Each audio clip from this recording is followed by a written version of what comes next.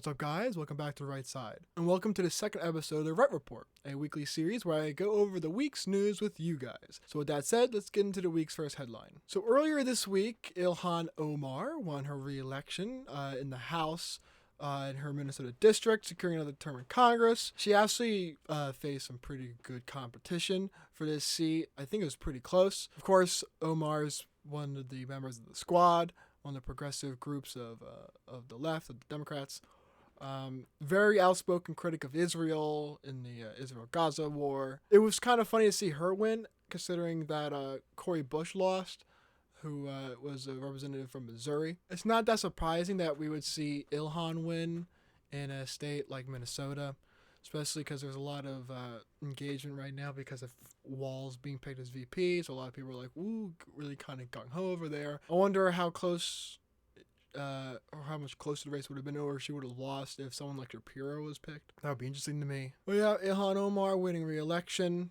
Doubles keeps this squad intact, at least for another 2 years, and we'll see if there are any other primary battles that kind of shake out. Another headline that I think kind of swept under the rug for a lot of people was RFK reached out to the Harris campaign this week. Of course, RFK is running as an independent candidate. He reached out to Harris floating an idea for a potential cabinet position should she win. RFK has been pretty kind of clear that he would not endorse Kamala for her candidacy. So it'll be interesting to see if he ends up somehow endorsing Trump, maybe. I don't know. But it's interesting to see that RFK is still trying to mend the relationship between him and the Democratic Party, considering he kind of embodies the independent kind of party right now, despite his last name being Kennedy, which is kind of Democratic royalty. It'll be interesting to see. It's so fascinating to me because this kind of proves or shows to me how dedicated he is to kind of maintaining cohesion and making sure we don't kind of hold away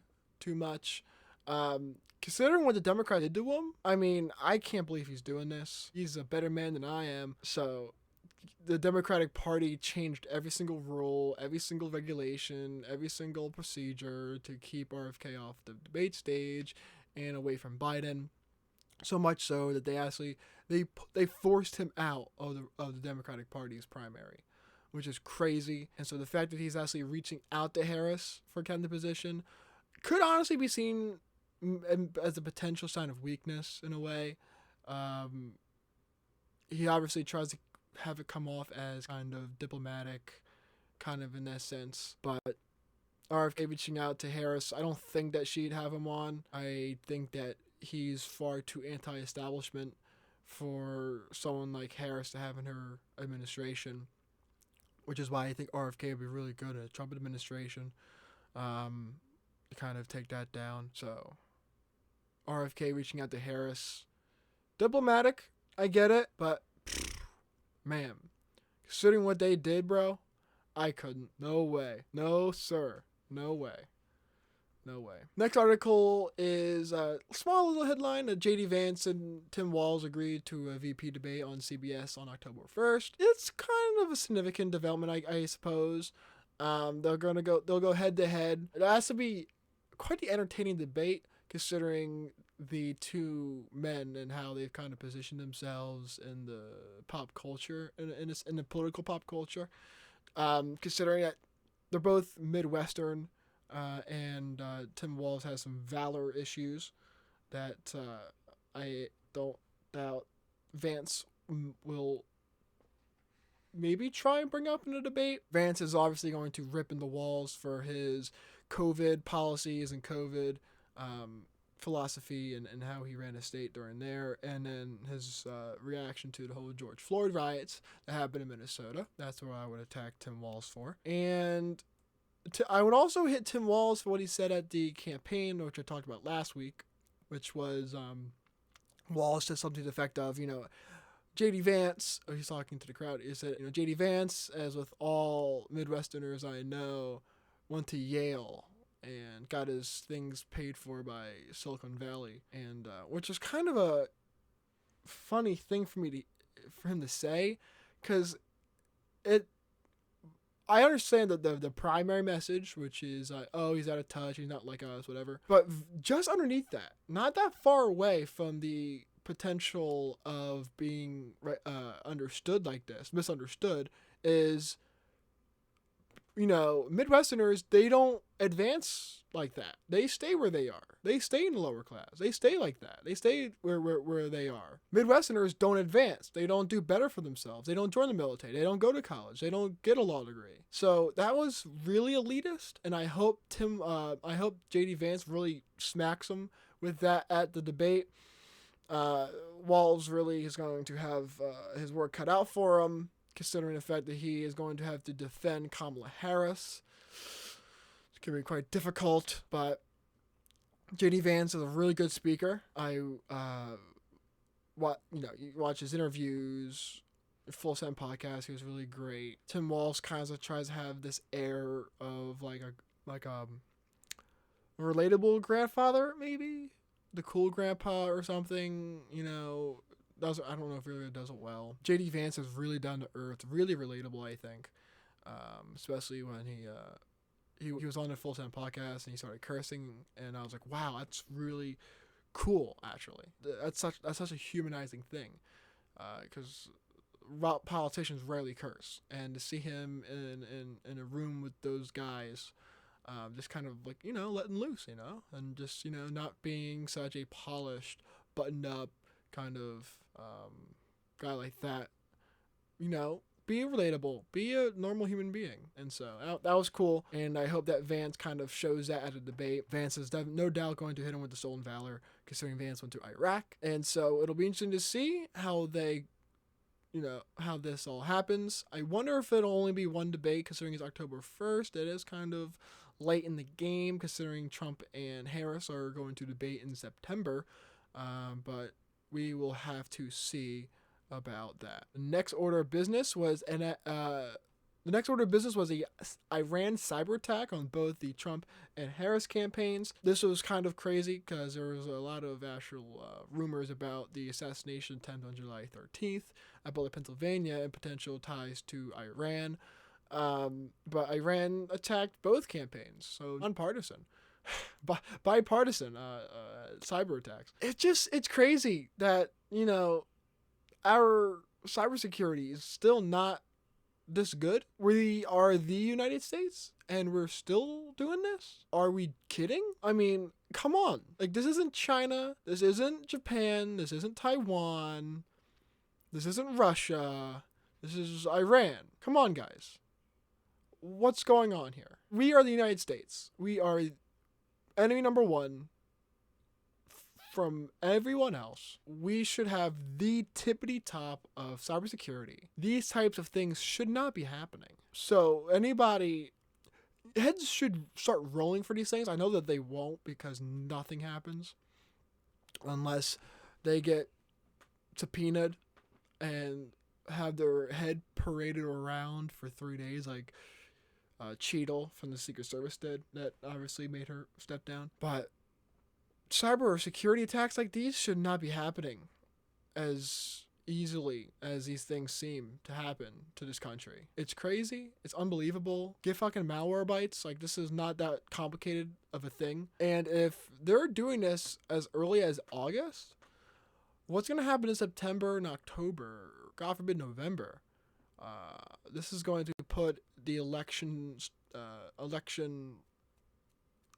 security at risk. How secure our elections are going to be in November. If these types of things keep on happening, it's going to put that into big jeopardy. I'm surprised, and I'm also not surprised that it was a country like Iran. If you ask any Democrat, they would have said Russia, but I don't think Russia really cares. I would have thought that maybe China would have done this, but I think that the tensions between China and the United States are a little too hot to do that. But Iran is kind of in a unique kind of a protective bubble, because no one wants to start a war with a Middle Eastern country if they're not in the Middle East, because it's like a beehive over there. Or if you kick one of those, if you kick the beehive that is the Middle East, you're gonna feel that. And so, in a way, I kind of makes sense it would be Iran. I think that if it was from China, it would have been a lot harsher of an attack. But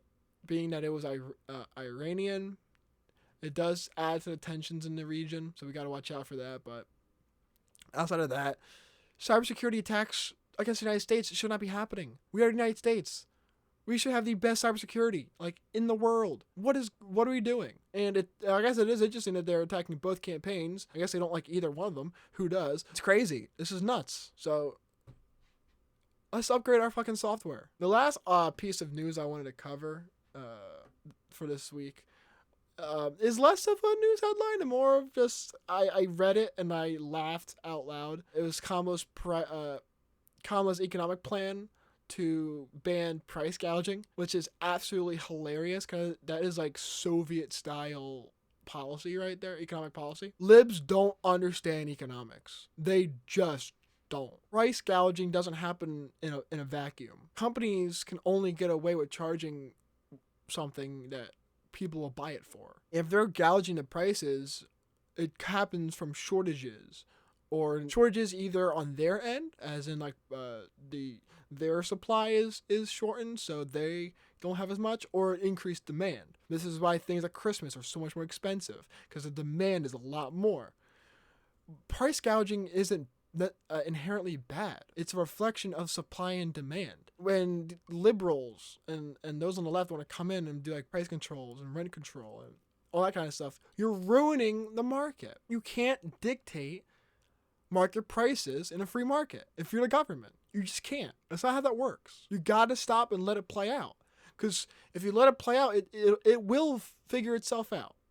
Because what a price gouging looks like, when you see like price gouging measures from companies, what it signifies to other competitors is that, you know, there's an imbalance, there's an inefficiency in this market, which means that you have the opportunity to kind of step in and take advantage of that. So what happens when something is like crazy more expensive than it probably should be, people flood that product with other products like it to capitalize on the profit margin, and thus increased competition lowers that profit margin. So it's a self-corrective measure. So when you place a ban on self-corrective measures, things don't get corrected. Things don't fix itself, which is what happens in a free market. Free markets fix themselves. She wants to empower the FTC, the Federal Trade Commission, to crack down on companies that exploit consumers during emergencies. This is exactly what I was talking about. If there is an emergency and a company is having trouble dealing with the demand or whatever, and you cap a price or something, you're going to see a shortage and rationing. But if you allow prices to fluctuate, you will see people come into that field where there is a shortage and fill that shortage because they want to take advantage of the other company that is not properly resourced. A price gouging ban would skyrocket inflation. It would stop inflation by just having widespread shortages, which would create a horrific black market. So, which is what happens when you put a price cap on something and people just buy it all up because they know that the price isn't going to go any higher. Because when you try and buy a lot of something, the price is going to go higher because of the supply is shorter. There's a difference between mass buying something and buying something in bulk. If you go and buy a big thing of paper towels, it's going to be cheap because you're buying in bulk. If you buy a bunch of the same video game, the price of video games would go up because the shortage is decreased. So things that aren't made to be bought in bulk are going to be affected negatively because of this. And that's exactly what she's trying to ban. She doesn't want companies to be able to adapt their pricing to these shifting supply and demand curves, even though that those supply and demand curves are the entire likelihood of those businesses staying in business or of those providers staying in business. Emergencies are horrible, and Philadelphia had a thing where there was a scare of the water, the public water, and so a lot of people were buying more bottles of water, and so in a sense, the price for water bottles went up. And that makes sense because you had a huge demand shift and people were buying more bottled water because they were told that the tap water may not have been trustable or reliable. So they bought more bottled water, which increased the price of bottled water. Is this something that Kamala Harris would want to ban? Because that would technically be an emergency. But if you cap the price of those bottles of water, people are going to buy them in mass and then resell them on the black market for exorbitant prices. This is ridiculous. Price gouging is not inherently bad. It's an example of an inefficiency in the market that is quickly solved and accounted for by other actors in the market. So when the left tries to step in and play God in the economy, they do fuck things up. And this is exhibit A of what will happen. Watch what would happen. What will happen if she does a price gouging ban? A lot of companies are going to leave entire, industries or product fields because of this. Horrible. But you know what? It's Kamala Harris. This is a Harris-Walz type of economic plan. In a way, I guess I'm surprised that she was doing it so boldly or so openly, but in another sense, she is that far left. She's far left enough to think that this is a good idea and that this is how economics works. But unfortunately, she is going to be proven very, very wrong. Hope you guys enjoyed the video. If you did, I'd appreciate it if you could like button. If you'd like to support and help the channel grow, subscribe and ring the bell to stay updated with all my uploads. Finally, whether you agree or disagree with anything I said in this video, leave your thoughts in the comment section below. I look forward to engaging with you guys in thoughtful and respectful discussions. With that said, I'll see you guys next video. See ya.